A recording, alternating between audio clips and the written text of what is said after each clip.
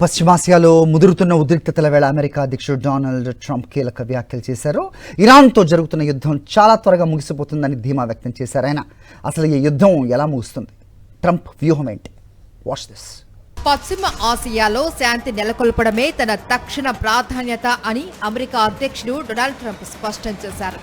ఇరాన్తో నెలకొన్న యుద్ధ వాతావరణం మరి కొద్ది రోజుల్లోనే సద్దుమణుగుతుంది అని సంచలన ప్రకటన చేశారు. సుదీర్ఘకాలంగా సాగుతున్న ఈ ఘర్షణలకు స్వస్తి పలకాలి అని ట్రంప్ భావిస్తున్నారు.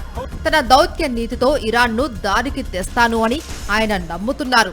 ఒకవైపు శాంతి మంత్రం జపిస్తూనే మరోవైపు అమెరికా ప్రయోజనాలకు భంగం కలిగితే ఊరుకోబోము అని ఇరాన్ను హెచ్చరించారు ట్రంప్. ఈ యుద్ధం ముగియడం వల్ల అంతర్జాతీయంగా చమురు ధరలు అదుపులోకి వస్తాయని, ఆర్థిక వ్యవస్థ పుంజుకుంటుందని నిపుణులు భావిస్తున్నారు. అయితే ట్రంప్ వ్యాఖ్యలపై ఇరాన్ ఇప్పటి వరకు అధికారికంగా స్పందించలేదు. అటు ఇజ్రాయెల్ పట్ల ట్రంప్ అనుసరిస్తున్న కఠిన వైఖరి, ఇటు ఇరాన్కు ఇస్తున్న హెచ్చరికలు పశ్చిమ ఆసియా రాజకీయాలను ఏ మలుపు తిప్పుతాయో చూడాలి.